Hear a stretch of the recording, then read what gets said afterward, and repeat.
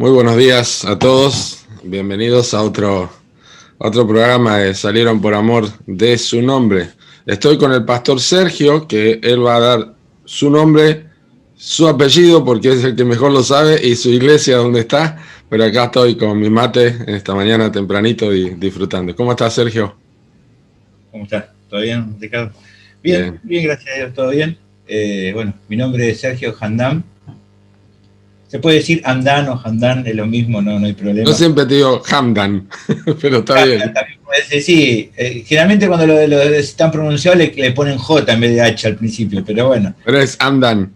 Es Hamdan, porque la H no suena, pero bueno. Cosa de mi abuelo sirio, que nunca lo conocí, pero bueno, es de él que viene el apellido. ¿Dónde estás, Sergio? Bueno, bien, gracias a Dios, todo bien. Bueno, pertenezco a la Iglesia Cristiana Pueblo de Dios, en San Justo, partido de La Matanza, en provincia de Buenos Aires, Argentina. Esa es una zona con bastante densidad de población en Buenos Aires, ¿no? Sí, forma parte del conurbano bonaerense, como se lo conoce, el Gran Buenos Aires, y sí, son como 2 millones de personas en La Matanza. Wow. Matanza tiene se le conoce, uno le dicen como la quinta provincia, por la cantidad de habitantes que tiene, digamos. Sí. Me imagino que hay gente, hay de otros países también, ¿no? De, digamos, Latinoamérica, hay mucha gente viviendo ahí en el conurbano, en esa zona. Sí, es una zona muy poblada, obviamente que sí, tiene de todo, gente, no sé, bueno, Paraguay, Bolivia, bueno, ahora han llegado muchos venezolanos con todo el último tiempo. Nuestra iglesia tiene gente de Bolivia, de Paraguay, Venezuela y Colombia. También hay colombianos. Iglesia latina. Hay uruguayos también ahora. Y ahora tenemos uruguayos. Lo único que no tenemos es brasileños. Después tenemos...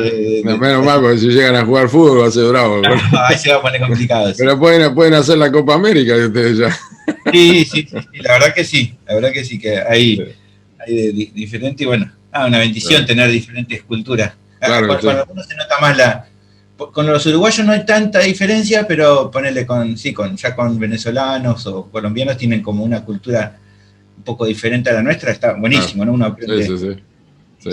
Sergio, bueno, gracias por acompañarme con el programa mientras tomamos mate. Lo estamos haciendo popular, como esto lo están viendo en varios lugares, muchos toman café. Yo estoy tomando café también, estoy aprendiendo a esta altura de la vida, ¿no? Pero el mate... Me estoy humillando y estoy tomando... Claro, sí, hay que hacerse a los cafeteros, a todos hay que hacerse de todo, ¿viste? Está bien. Bueno, Sergio, contanos cómo la gracia de Dios llegó a tu vida y el Evangelio a tu corazón. Bueno, yo empecé a los 6 años y con mi familia, con parte de mi familia en la iglesia, íbamos a una iglesia tipo carismática, digamos, pentecostal más bien tradicional. Ahí hice toda mi infancia, digamos, como sirviendo al Señor. ¿Ahí en Buenos Aires? Ahí en Buenos Aires, sí, en La Ferrere, donde vivo yo en este momento, otra localidad dentro de La Matanza. Y bueno, y ahí crecí. Realmente entiendo que mi conversión llegó a los 13 años, siendo adolescente. Creo que ahí en un momento escuché el Evangelio y empecé a sentir contrición por mi pecado, empecé a darme cuenta de que necesitaba un Salvador. Aunque mucha de la enseñanza, o la gran mayoría no era sana, sí se hablaba acerca de Cristo y la necesidad de un Salvador. Y bueno, ahí fue cuando creo que hice un cambio en mi vida, de realmente desear a Dios y querer seguirle y empezar a entender de que necesitaba de Él todos los días. Creo que a esa edad a los 14 me bauticé, y bueno, y empecé toda mi adolescencia así, a seguir al Señor, a servir a la iglesia. Me gustaba muchísimo servir, era un deseo siempre que tenía, servir a la música. Me acuerdo que hasta llegué a estar dirigiendo un coro de voces, así. Wow. ¿No te hacía la parte musical? Sí, dirigí un coro. No sabía nada de teoría musical, pero yo aún así le ponía, la gana que le ponía hacía que podía dirigir un coro. ¿Sabés? ¿Tocás algún instrumento vos? Sí, toco el bajo, mirá. guitarra y batería. Mirá, no sabía, mirá. Sí, sí. Y bueno, así fui creciendo. A eso de los 17, 18 años, ya casi terminando el secundario, es como que empecé un tiempo a vivir así como medio... O sea, mi tiempo de adolescencia fue medio complicado en crecimiento espiritual porque no tenía buena enseñanza, no tenía realmente hermanos que me aconsejaran, me ayudaran con mis pecados, y bueno, fue medio triste ese tiempo. Aún así seguía buscando de Dios, o quería seguir buscando de Él, y bueno, con muchos temores, por como te digo, muy mala doctrina, y entonces siempre, viste, con muchos temores en cuanto a mi fe y intentar buscar a Dios, pero así todo veía cómo persistía, digamos. Y bueno, como te digo, a los 17, 18, 19 años, es como que empecé a andar ahí más o menos, o sea, seguía yendo a la iglesia, servía, pero también a la vez andaba empezando a buscar cosas del mundo, y bueno, soberanamente Dios me guardó. Tengo que reconocer que Dios me guardó de incluso terminar peor. Y en un momento es como que me hizo un clic, como que llegó un momento y Dios, ¿no? En su misericordia me ayudó a que sea así, del hecho de decir, bueno, no podés seguir así, o agarrar las cosas del mundo o te afirmás en las cosas del Señor. Y entonces dije, no quiero las cosas del mundo. Como que me di cuenta, ¿no? De lo que estaba generando en los chicos con los que salía, ¿no? Lo que el pecado hacía, y dije, no, yo no quiero esto para mi vida. Y bueno, y ahí me afirmé, dejé eso. Perdón, Sergio, ¿hubo alguna persona, algún Elías que te dijo hasta cuándo claudicaréis entre los pensamientos, o fue la obra del Señor a través de la lectura o algo especial? Mirá, te va a ser difícil. Me pasó que estar en un momento, ¿no? de salidas así, ¿no? Con amigos y cosas, y estar, me acuerdo, fue así. Una noche salí así con mis amigos, así como así, ¿no? En el mundo, y me acuerdo que una chica con la que estaba hablando me mira así y me dice, ¿Vos qué haces acá? Me dijo. Vos no tenés nada que ver con esto, me dice. ¿Qué haces aquí, Elías? ¿Viste? Y fue muy loco, ¿viste? Pero me lo dijo así, me miró así y dije, ¿Vos qué haces acá? Me dice. Y me acuerdo que salí, salí del lugar cuando estábamos ahí, y vi a un amigo que estaba, ¿no? muy mal, ¿no? Estaba muy alcoholizado, mi amigo, y es como que dije, ¿yo quiero eso? No, yo no quiero eso. No lo quiero para mi vida. Y así fue como bueno, como dije, bueno, esta es la última vez que salgo así con ellos. De a poco me empecé a alejar, digamos, ¿no? Me invitaban che, vamos a salir hoy o cosas, y le decía que no. Y así fue como, bueno, como entonces empecé nuevamente, o sea, no había dejado de asistir ni de servir en la iglesia, pero sí empecé a dejar amistades así del mundo con los cuales me estaba relacionando. Y bueno, y empecé a servir ya firmemente en la iglesia local. Me acuerdo que después, con el tiempo, fue justo cuando también empecé a sentir más cariño hacia una de mis mejores amigas, que era mi esposa, que ahora es mi esposa, ¿no? Pero que en ese momento éramos amigos.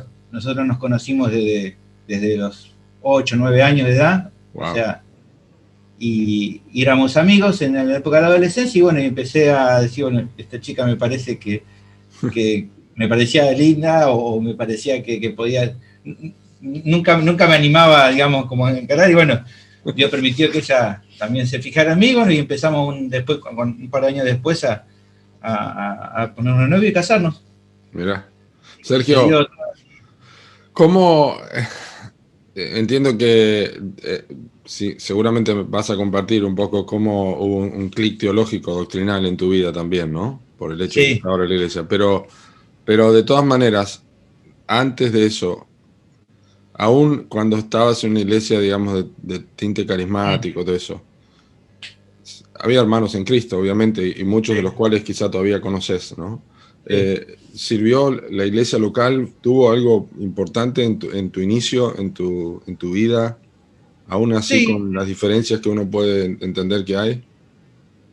Sí, yo creo que me sirvieron a algunos hermanos como un modelo de decir, bueno, quiero servir a Dios, o quiero tener una vida, digamos, rendida a Dios como ellos, digamos. Yo, incluso ya desde la, como te decía, antes de realmente de llegar a mi adolescencia, incluso en la infancia ya tenía hermanos a los cuales yo me acuerdo que iba a las reuniones de oración, porque después de eso salíamos a repartir trataditos, como le decíamos, y entonces yo iba porque sabía que iban a salir y quería ir con los hermanos, con pastores o diáconos o hermanos mayores que salían a hacer eso, y yo iba con ellos, digamos, y me gustaba hacer eso.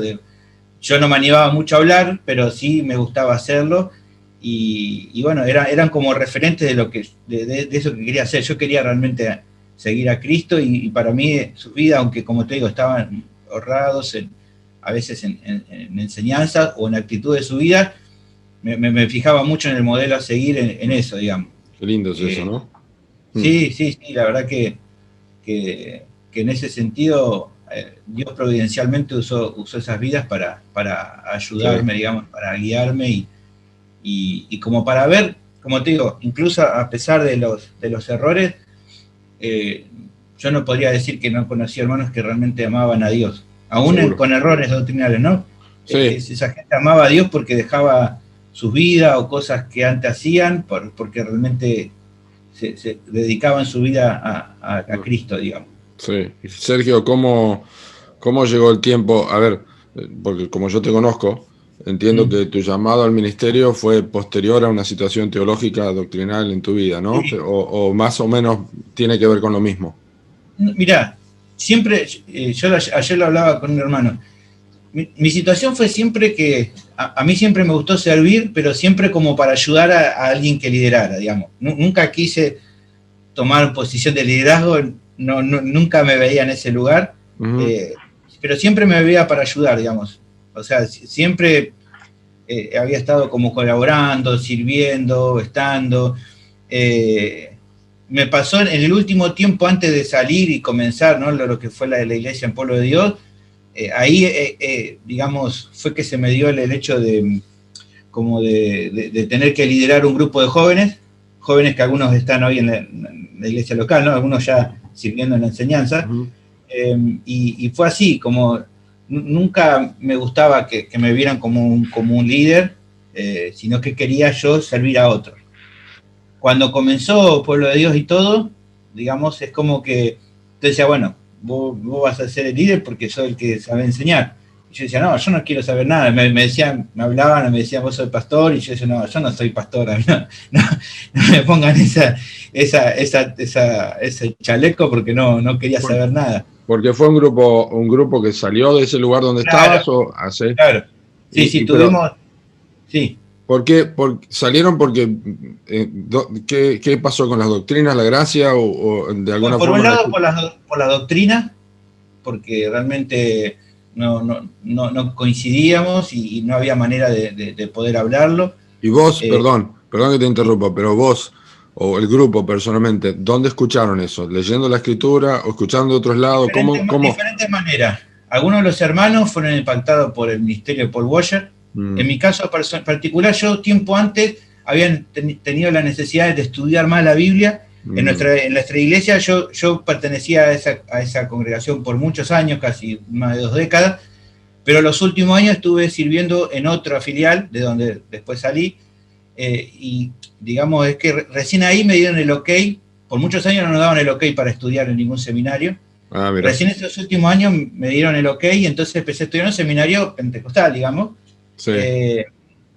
Y bueno, y estudiando ahí, uno de los profesores le preguntó, ¿qué material puedo buscar? Y me aconsejó un material, y me aconsejó que leyera acerca de un predicador, un tal Charles Spurgeon. Digo, qué lindo suena el nombre. Y entonces empecé a buscar en internet en aquella época y encontré una página de sermones de Spurgeon. Claro. Que fue... Ahí fue como... el clic, dijo, ¿qué es esto? Dije, ¿no? Es como cuando, viste, en la época de José encontraron la copia, fue así, ¿qué es? Y me acuerdo de empezar a leer, y específicamente, ¿no?, el sermón, el de la perseverancia de los santos. ¡Wow! Me acuerdo que quería compartirlo, digo, esto no puede ser que esto nunca me hayan... Y me acuerdo que se lo llevé al pastor, y bueno, no tuvo la misma aceptación o la misma sorpresa que me tuvo en mí. Sí. Y bueno, ¿sabes qué? Esperá que te interrumpo, ¿sabes por qué me río?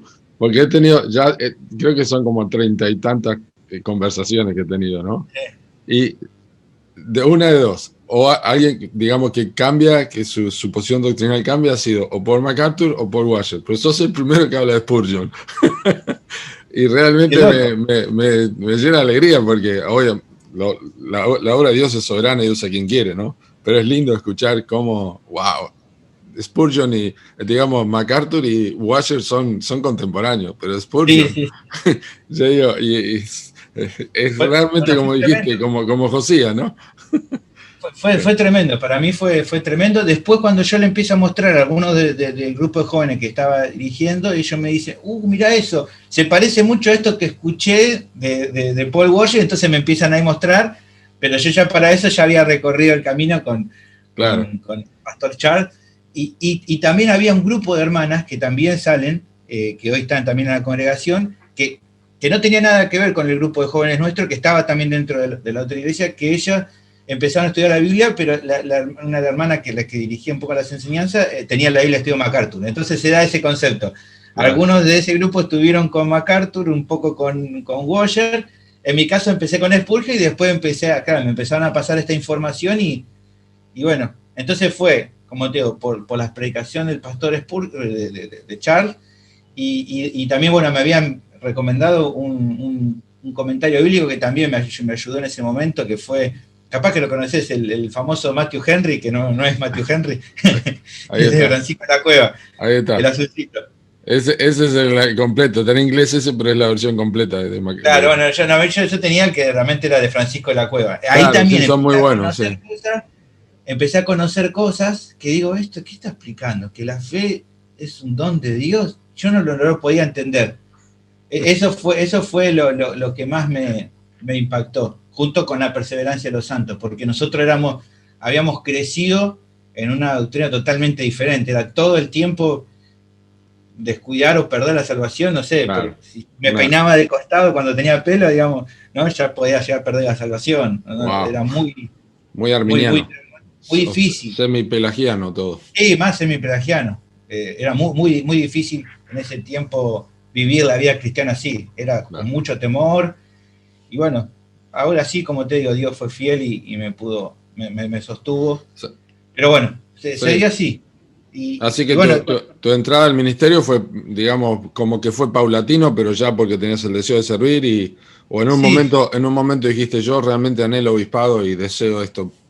Mirá, fue así. Yo empecé a sentir mucha carga por las personas que nos juntábamos. Nosotros, nuestro primer lugar donde nos reuníamos los domingos de la mañana, acá en el living de casa. Fue el primer lugar, con el grupito del pequeño, no llegamos ni a 10 personas, y nos reuníamos acá con el deseo de estudiar la Biblia, lo que no nos dejaban hacer en la otra iglesia. Queríamos estudiar la Biblia, conocer a Dios. Ese era nuestro mayor anhelo. No queríamos no pensábamos en ser una iglesia, ni claro, teníamos claro lo de muchas cosas que ahora sí, pero en ese momento era eso, queremos estudiar la Biblia, porque no nos permitían estudiar la Biblia a profundidad. Y bueno, y empecé a sentir carga por esas personas, algo raro, empecé a sentir que a la noche no podía a veces dormir pensando cuando sabía que alguno estaba con algún problema, y empecé a sentir como esa carga. Y me pasó, no me acuerdo bien si fue en una reunión especial, en una visita a alguna iglesia o en una charla. Yo me pasó que uno de los motivos por el cual me fui de la otra iglesia fue porque teníamos dentro del grupo de jóvenes un matrimonio que había venido y que habían empezado a firmarse como para seguir, y nuestros líderes en ese momento medio desubicados, como que los llamaron a una reunión y le empezaron a hablar mal, o como que les pedía que nos investigaran en lo que hacíamos entre el grupo de jóvenes. Claro, esta gente se asustó y no quiso ir más. No vino más a la reunión, entonces lo llamo y le digo, ¿qué le pasó? No, pasó esto, nosotros no queremos hacer nada de eso que nos piden, no vamos a ir, no queremos generar realmente problemas. Y bueno, se pusieron re mal. Entonces habló con el pastor ese domingo y le digo, mirá, pastor, pasó esto y esto y esto. Y digo, esta gente no viene más porque se asustó por lo que ustedes hicieron. Llámenlo y díganle que no. O sea, esta gente quiere de Dios, pero tiene miedo por esto que hicieron. Y me acuerdo que el pastor en ese momento me dijo algo muy, muy triste. Me dijo, mirá, no son mis ovejas, yo no los voy a llamar. Wow. ¿Cómo no lo vas a llamar? Le digo, ¿cómo no te vas a ocupar? ¿Qué importa que no sean miembros? ¿Son personas? No, pero no son mis ovejas, no me voy a encargar. ¿Cómo no te vas a encargar? Si vos, viste, ese día fue como prácticamente el clic que dijo, yo no puedo venir a un lugar donde... ¿Qué pasó? Con el tiempo, cuando ya después salimos y todo, en un momento me puse a pensar, ¿no? No sé por qué me trajo a la memoria esa escena, hablando yo con el pastor esto, de cómo no te vas a encargar. Y en ese momento, pensando en eso, se me vino como, viste, como un pensamiento en la cabeza. Bueno, ¿y por qué no te encargas vos? ¿Por qué no haces vos algo por ello? Sentí esa convicción dentro mío. Y ese día fue, hermano, me quebré el corazón. Wow. Realmente. Dije, sí, yo puedo hacer algo por ello. Y bueno, empezó ahí un tiempo en el cual realmente empecé a darme cuenta de que Dios me había llamado para poder servir a otros y que no podía tal vez empezar a considerar lo que otros podían hacer, sino lo que Dios me daba a mí para hacer por esas personas. Y así empecé. Bueno, ya no me empezó a morir, ya no le decía a todos, no me digan nada, que no soy pastor. Dejé que Dios hiciera la obra. Seguro. Seguí enseñando. Después, con el tiempo, bueno, se fue dando a conocer hermanos que me ayudaron a poder aprender a predicar expositivamente. Y bueno, y fueron años así, preciosos, que la iglesia fue creciendo y se fueron dando, ¿no?, providencialmente situaciones. Y bueno, y a su tiempo la iglesia reconoció mi llamado pastoral. ¿Cuánto tiempo estamos hablando desde ese inicio que salieron hasta hoy, más o menos? Mira, cumplimos 8 años. 8 años. Desde las reuniones, que nosotros consideramos que empezamos en iglesia cuando empezamos a reunirnos acá en casa. Claro. Pero de ese tiempo ahora, justamente mañana se cumplen 8 años. Wow. Tremendo, consideramos, ¿no? un domingo que fue en particular cuando nos reunimos, que dijimos, este es el primer día, ¿no? Sí. Me gusta lo que dijiste,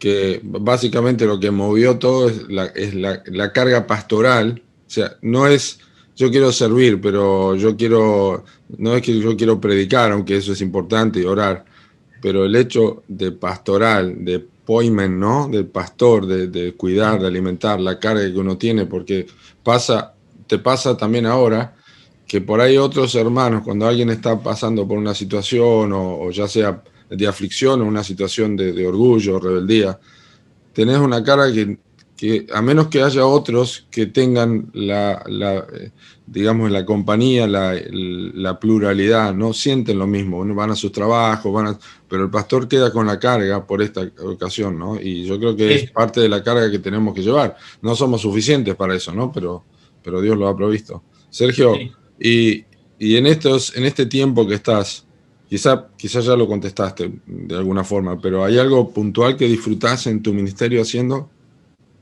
Yo creo que el mayor no sé si te ha pasado, pero a mí me pasa que el mayor deleite o la mejor de las cosas que me pasa es cuando veo el crecimiento, ¿no?, de las personas.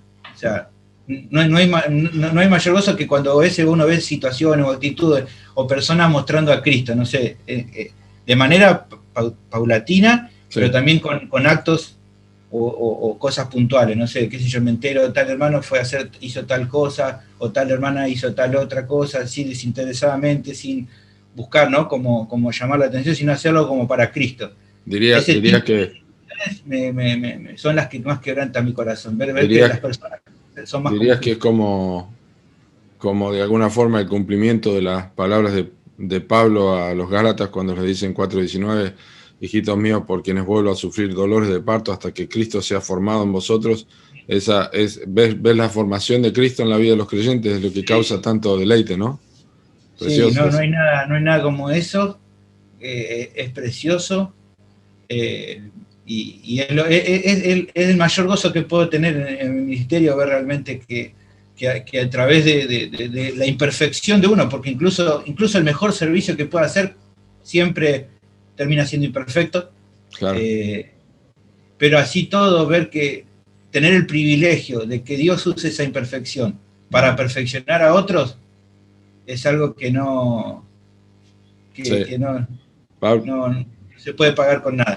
Pablo dijo a los tesalonicenses, porque ahora vivimos y vosotros estáis firmes en el Señor, ¿no? La vida de Pablo, el gran gozo de Pablo y cómo se le agolpaba el peso de las iglesias, evidentemente era ver el gozo y la corona que eran los creyentes, pero pasa en todos, ¿no? Pues es una bendición. Y quizá con poco tiempo, quizás mejor memoria, para lo que te voy a preguntar ahora, o quizá estás en el proceso de evitar ciertas cosas, pero podrías decir que si bien fue como algo abrupto, pero guiado por el Señor, tan rápido todo, ¿no? De ver la mano de Dios obrando y con imperfecciones como somos, pero dirías que si pudieras volver unos años atrás, cuando empezó todo esto, ¿habría cosas que no volverías a hacer y, digamos, lo hubiera hecho diferente? Mirá, es muy poco todavía el tiempo, ¿no? Pero Claro, pero igual, por eso también es más fresco también si hay en la cabeza, ¿no? Por ahí creo que a veces el no afanarme, como me afané con situaciones que estaban fuera de mi control. Como que después Dios providencialmente, lo que estaba fuera de mi control, Él lo termina solucionando como Dios que es, y es como que ahí siento como un cachetazo de Dios diciéndome, ¿viste? Dejá, o sea, confía en mí, confía que yo me voy a encargar de esto, digamos, claro. De que vos seguís haciendo lo que tenés que hacer y déjame a mí haciendo lo que yo tengo que hacer. Y yo creo que ahí, digamos, creo que muchas veces he fallado y que he querido o me he afanado o he intentado, digamos, buscar a veces incluso utilizar estrategias humanas para intentar como inclinar la balanza que se dé las cosas como yo entendía que tenían que darse. Sí. Y ahora veo que no, que lo que tenía que hacer es servir fielmente, hacer mi parte como Dios me mandaba, no utilizar ninguna estrategia humana, sino dejar todo en manos de Dios, confiando de que Él iba a hacer y se iba a glorificar, aunque las cosas no se dieran como lo que uno veía que correctamente se tenía que dar. Que Dios igual iba a ser glorificado y que incluso Él providencialmente iba a obrar en cosas y que Él iba a actuar. Sí. ¿No? Detrás de bambalinas haciendo las cosas que Él tenía que hacer y en definitiva después cuando pasaba decía, qué torpe que fui, Señor. Si vos prometiste que ibas a estar con nosotros y que nos ibas a ayudar y a veces creo que he fallado en eso, en afanarme o en no confiar o en dudar y no esperar, digamos, ¿no? En Dios. Y bueno, aún así, como te digo, veo la mano de Dios que después aún así obró soberanamente, ¿no? Y providencialmente, de una manera incluso que ni lo esperaba, y obrando y tratando con las situaciones, ¿no? De manera que Él terminó siendo honrado y glorificado, digamos. A veces el camino es más largo para entender lo que Pablo dijo a los Corintios, que las armas de nuestra milicia no son carnales, ¿no? Sino poderosas en Dios para la destrucción de fortaleza. Pero si bien es yo creo que lo que compartiste, que es algo que no queremos que ocurra, de alguna forma, quizá en grados menores o más sofisticadamente, nos vuelve a ocurrir en el ministerio, que nosotros somos los que tenemos que revolver la cuchara y que no confiamos en Dios y eso, pero se me ocurre preguntarte, quizá la respuesta es negativa, ¿pensás que eso al inicio tiene que ver un poco con el lugar de donde vos saliste, donde esos semipelagianos, medio donde si no hacemos algo nosotros, o no, nunca lo relacionaste con eso? Puede ser, nunca lo relacioné, pero puede ser, sí, puede ser. Venimos con esa carga de que si no hacemos algo, ese activismo, ¿no es cierto? Y la verdad es que uno tiene que ofrecer su cuerpo en sacrificio al Señor y dejar que el Señor... No estamos diciendo no hagamos nada, pero a veces pasa que nosotros estamos más ocupados y nuestra competencia proviene de Dios, ¿no? Pero... Puede ser, y quizás también sea con un tipo de crianza en el cual hoy vivimos, que es el hecho de que uno quiere que las cosas se den ya. Claro. La gratificación inmediata, gratificación instantánea. Como que uno dice, bueno, quiero, no sé, no sé si te pasa a vos, pero buscamos, no sé, la mejor conexión de internet, la mejor cosa, porque queremos rápido, resultados rápidos, todo. Sí, sí. Y a veces en esto no siempre tiene que darse el resultado inmediato, y tenemos que considerar que Dios tiene procesos y momentos y formas en las cuales obrar que va más allá de nuestros deseos de que todo se dé rápido y pronto, ¿no? Sí. O que todo se dé de una manera lógica. Decir, bueno, qué sé yo, quiero que si hoy hago algo ya, mañana esto me genere resultados. Y a veces no son así. Dicen que cuando uno... Dicen que los que van a rescatar a los que se están ahogando, le tienen que pegar un golpe porque si no... ahogan todo, ¿no? Y a veces uno pelea con cosas que no pelea, ¿no? Pero bueno, uno tiene que descansar y saber que Dios tiene lo mejor para nosotros. Por ejemplo, yo dejé de pelear con el tema del pelo y bárbaro. Todavía estoy batallando, pero... No, pero ya cuando te rindas vas a ver que vas a quedar tan buen mozo así, ¿viste? No, está buenísimo, sí, es tremenda la lucha que uno tiene, ¿no? Sergio, ¿qué estás predicando ahora en la iglesia? Y estoy haciendo la serie completa del libro de Romanos. Estoy predicando expositiva y secuencialmente el libro, la epístola completa de Romanos. Terminando en este momento el capítulo 11. Wow. Ha sido bravo, 9, 10, 11. Ya no veo la hora, me falta un sermón y ya lo termino. Ha sido difícil, pero a la vez ha sido desafiante de poder realmente... como yo digo, si Pablo ahí no da una clase de escatología, no es ese el objetivo de él. No. El objetivo de él es tratar con, entiendo yo, no con esos pasajes o con partes de esos pasajes, tratar con la jactancia, que no nos podemos jactar, que no debemos menospreciar a los demás, y que a la luz del plan de salvación de Dios, ¿no? Y sus atributos que se muestran en ese plan de salvación, no nos queda otra o no hay otra manera de vivir que no sea en humildad. Claro. Entonces, me ha servido, me ha sido mucha bendición para eso y bueno, aún así obviamente que son pasajes polémicos. Obviamente, sí. Pero me ha sido mucha bendición poder hablarlos y bueno, vengo avanzando con eso, estoy estoy llegando casi a 60 sermones sobre Romanos. Me imagino. Aparte de una serie que había empezado otro hermano, y bueno, después, cuando él concluyó, la tomé yo, porque yo antes estaba predicando Corintios. Cuando termino Corintios, tomo Romanos, que otro hermano lo estaba haciendo, y bueno, ahora estoy dedicado a predicar todo el libro de Romanos completo. Y en el estudio para predicar Romanos. Sí. O, aparte de eso, ¿podés recomendar algún libro, comentario, estudio, ya sea de Romanos que estás estudiando o de otra cosa? Mira, estoy leyendo esto, aprovecho, este libro me está haciendo de bendición. En cuanto al libro de Romanos, el que me ha ayudado mucho desde el punto de vista técnico, digamos, y exegético para poder estudiarlo, el comentario de Douglas Moo, creo que ha sido el que más me ha ayudado. Sí, uno de los mejores, sí. Es muy bueno. No es de lectura tan fácil, hay que dedicarle tiempo porque muchas veces presenta diferentes presentaciones, pero ese me ha sido muy útil. Y después para mi estudio vocacional o para mí, que podría aconsejar como un libro yo intento siempre tomar un tiempo para leer en cuanto a mi rol como esposo. Entonces le puedo recomendar el libro que se llama Amando a tu esposa como Cristo ama a la iglesia, de Larry McCall. Es un muy buen libro, me ha sido mucha bendición. Sí. Eso le podría recomendar a los hermanos que están, digamos, ¿no? Que puedan escuchar para realmente, me ha sido de mucha bendición. El autor tanto aplica el hecho de poder explicar y hablar, pero también es un libro apuntado también al estudio entre hombres, digamos, ¿no? Ajá, sí. ¿Cómo es que se llama, dijiste? Se llama Amando a tu esposa como Cristo ama a la iglesia. El autor es Larry McCall. Estoy viendo. El prólogo lo hace Ted Tripp. No dice cuándo fue traducido ese libro, ¿no? A ver, dame un segundo, que ya lo agarro. Porque... Lo tengo acá. Perdón que me moví, pero...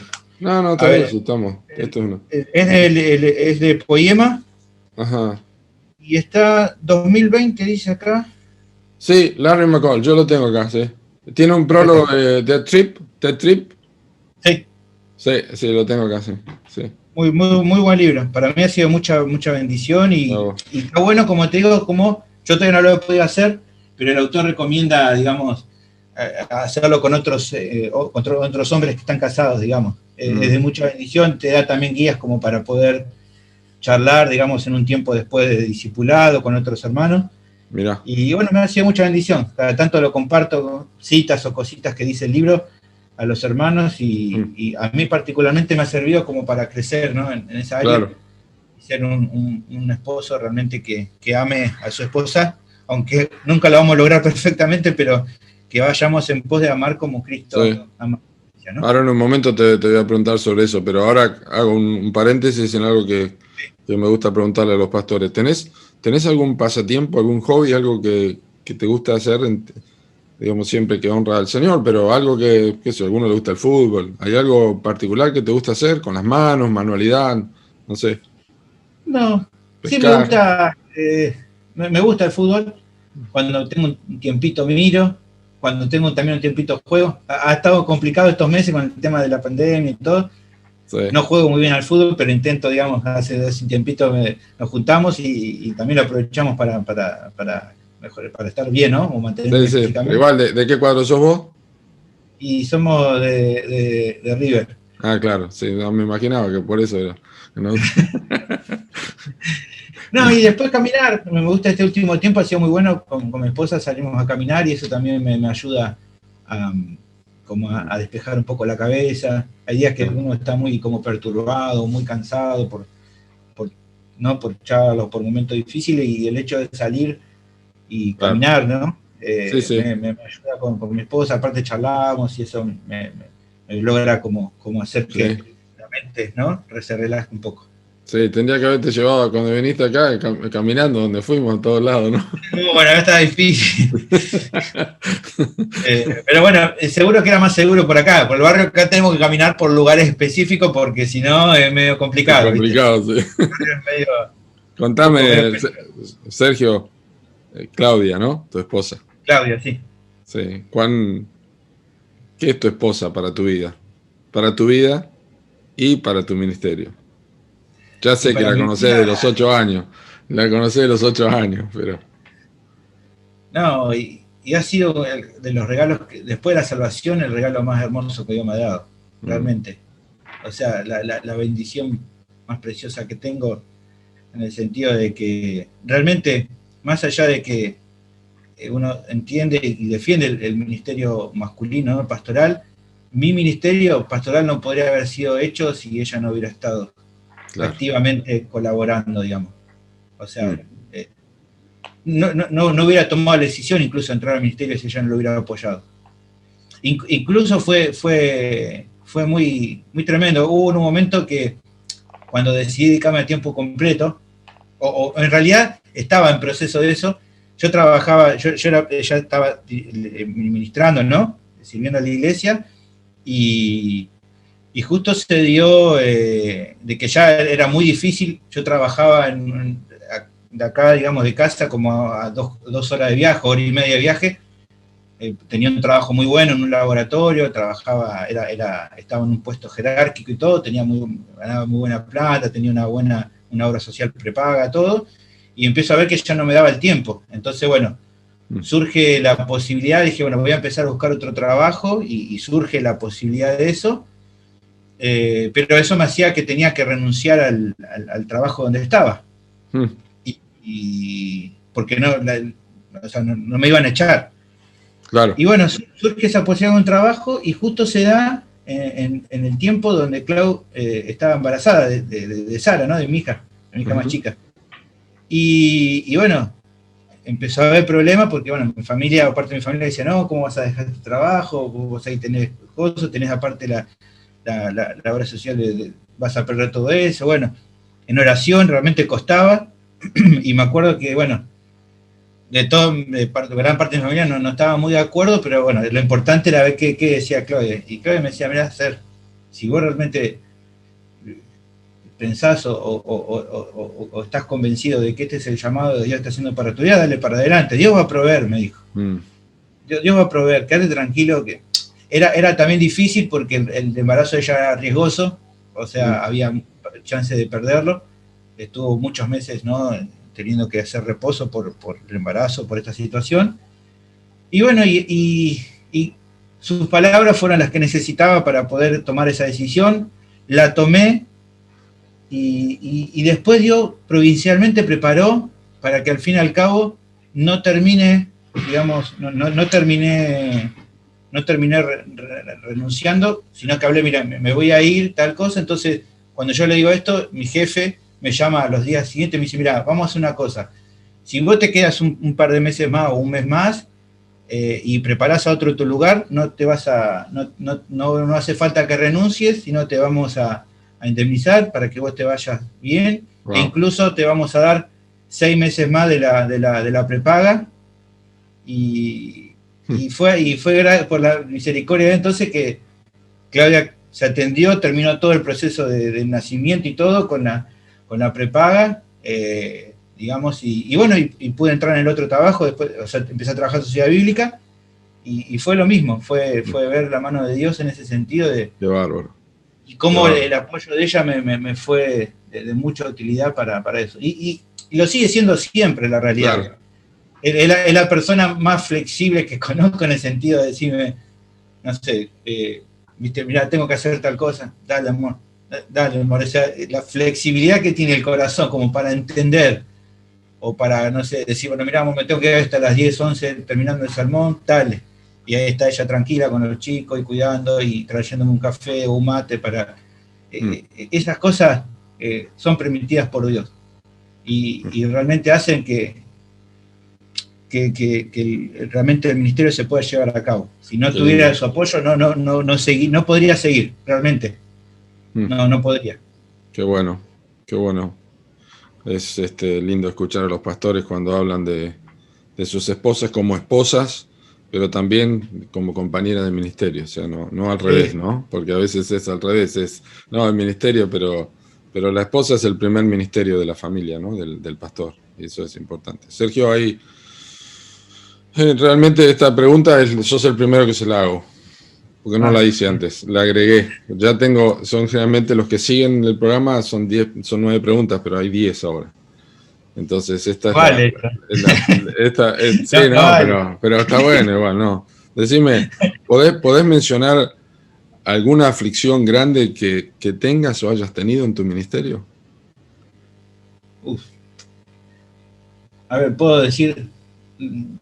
2 situaciones en particular. Por ahí una de las situaciones que más afligen son el proceso de disciplina de comunión. Creo que esas son las que más me quiebran el corazón cuando veo que una persona no se arrepiente, ¿no?, de alguna situación o se aleja y se vuelve al mundo o se va engañada. Sí. Y creo que esas son las cosas que más me parten el corazón. Y no solo el hecho de irse, sino el hecho de no considerar el amor de la iglesia local y el amor que uno le tiene a la persona, digamos, ¿no? Porque si llegás a ser miembro, ya personas que vienen uno ya forman parte del corazón de uno. Cuando ya llegan esas personas a ser miembros, son parte de nuestra familia. Yo lo considero el hecho no sé, del día que, no sé, que mi hijo se case, ¿no?, y forme su familia y se vaya, me va a doler tenerlo lejos. Yo creo que un dolor así se siente cuando una persona deja la iglesia. Es sentir esa pérdida, digamos. Sí. Ese tipo de situaciones son las que me afligen. Y en particular otra situación que hayamos vivido como iglesia, por ahí, momento difícil al comienzo de la iglesia. Tenía personas que nos estaban guiando y que no nos guiaron bien. Con el tiempo Dios los aleja, pero fue un tiempo muy difícil porque justamente yo había salido muy vulnerable de todo lo que me había pasado en el anterior lugar donde estábamos, y como que esperaba encontrar que todas las personas que predicaban la doctrina de la gracia estén todos llenos de gracia, y no era así. Sí. Realmente no.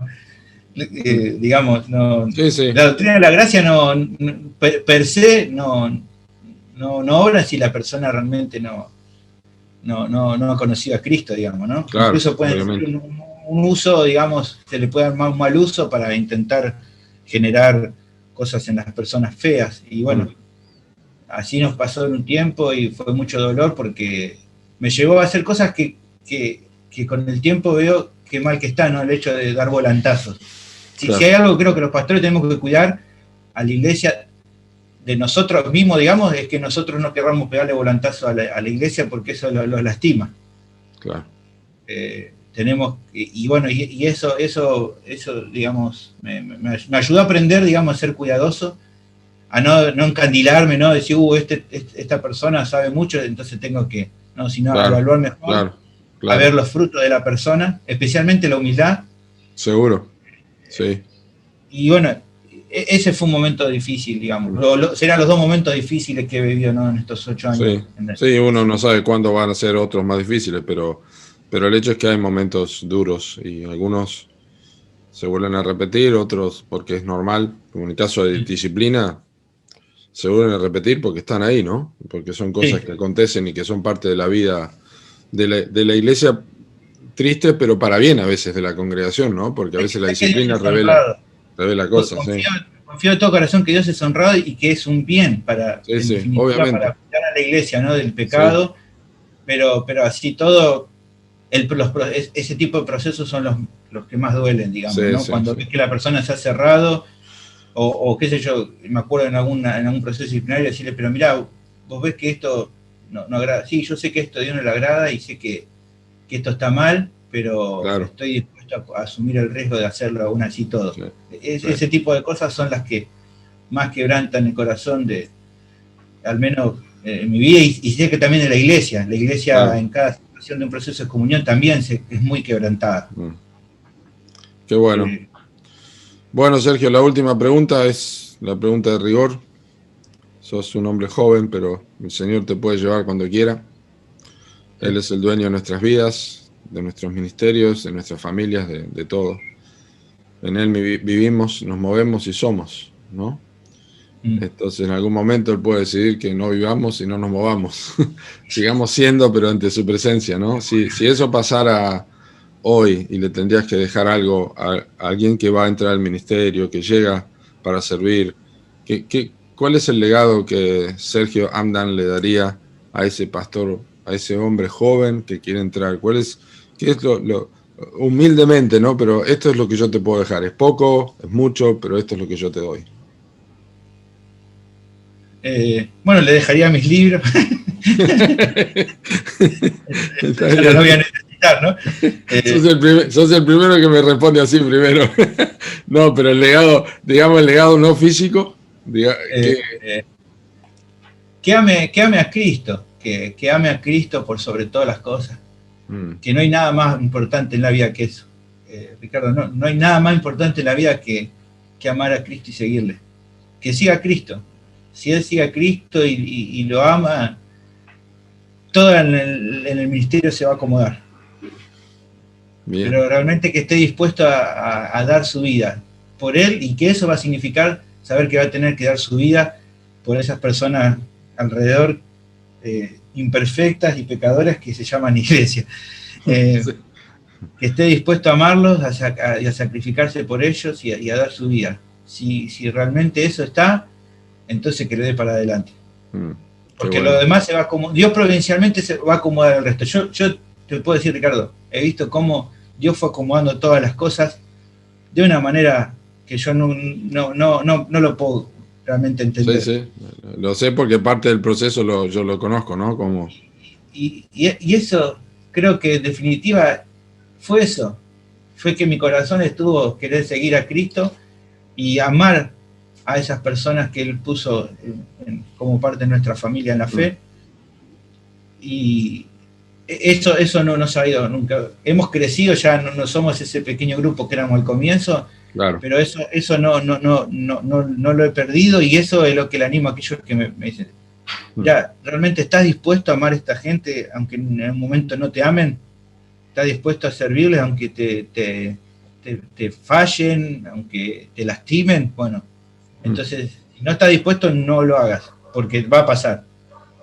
Vas a ser muy lastimado, vas a muchas veces no poder descansar, pensando en eso, pero el amor a Cristo va a ser lo que te sostenga para seguir adelante. Amén, amén.